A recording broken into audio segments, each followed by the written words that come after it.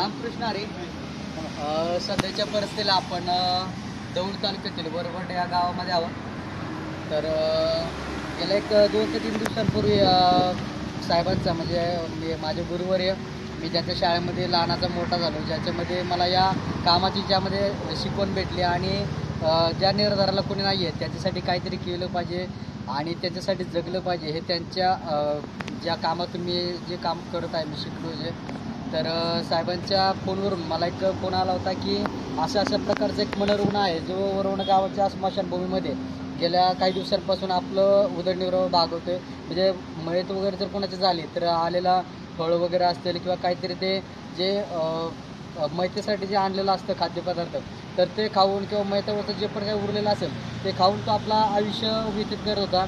तर पूर्णपणे कचऱ्यातलं आयुष्य तो व्यतीत करतोय आणि कुठेतरी तो त्याच्या घरापासून त्याच्या गावापासून भरकटलेला आहे. त्याला आज कुठेतरी माणूस म्हणून जगण्याचा अधिकार आहे. त्याला कुठेतरी एक नवीन जीवन देण्याचा जो प्रयत्न आहे आपण माऊली फाउंडेशनच्या माध्यमातून आपण करणार आहोत. तर सर्व मी वरवंड ग्रामस्थांचं खरंच मनापासून आभार व्यक्त करतो की त्यांनी या माणसाची माहिती आम्हाला दिली. तर तो त्याचं आता काही नाव वगैरे काही सांगत नाही आहे, गावाचं वगैरे नाव पत्ता काही सांगत नाही आहे. आपल्या आश्रमामध्ये त्याला आपण घेऊन जाणार आहोत आणि उपचार करून लवकरात लवकर त्याचा घरचा पत्ता वगैरे जेव्हा सापडेल किंवा त्याचा पूर्ण बायोडाटा आपल्याला मिळाल्यानंतर आपण त्याच्या घरापर्यंत आपण पोहोचवणार आहोत. आणि या सगळ्यामध्ये आपल्या वरवंडकरांचा खूप मोठा हात असणार आहे. तर सर्वांचं मी मनापासून आभार व्यक्त करतो. माझे गुरुवर आहेत तानाजी दिवेकर साहेब, त्यांचे 2 शब्द मनोगत व्यक्त करतील.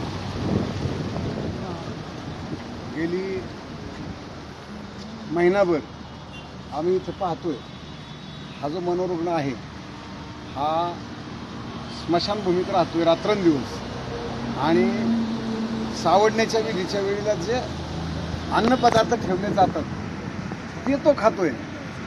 त्याच्यामुळे एक प्रकारची आपल्या सगळ्यांच्या वरवंडकरांच्या मनात भीती होती की नेमकं काय चाललंय याचं. म्हणून पोलीस पाटील किशोर दिवेकर यांनी म्हटले की अशी कोणती संस्था आहे का. तर म्हटलं बाबा आपला माऊली सावंत हे काम करतो, माऊलीला मी सांगतो. माऊलीचा मी पत्ता पोलीस पाटलांना दिला होता, पण आज योगायोगानं पोलीस पाटील नाही. पण इथून तो जाणं आणि परत त्याच्या घरात जाणं, त्यांच्या माणसांच्यात जाणं हे अत्यंत महत्त्वाचं काम आहे आणि हे माऊली फाउंडेशनच्या रूपात माऊली करतोय. त्यामुळं माऊलीला आम्ही सर्वजण धन्यवाद देतो. आणि आम्ही जे काही जमा केलेले पैसे माऊली फाउंडेशनसाठी आहेत, नाही विंदाजींच्या हस्ते नीट गोळा करा. किती पैसे? 2300 रुपये. माझे 1000 रुपये.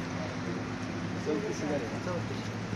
आत्ता माऊली फाउंडेशनसाठी आमची फुलाची पाकळी म्हणून आम्ही आता 3400 रुपये माऊलीच्या हातात देत आहोत.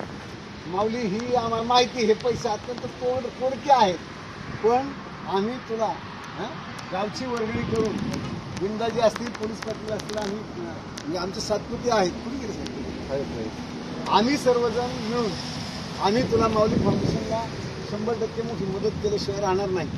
हे पैसे स्वीकारावेत अशी विनंती करतो.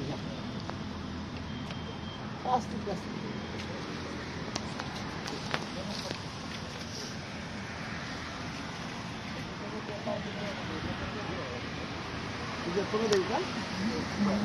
तुला देतो 3300 रुपये. 3320 रुपये. परवा तुला देईल का?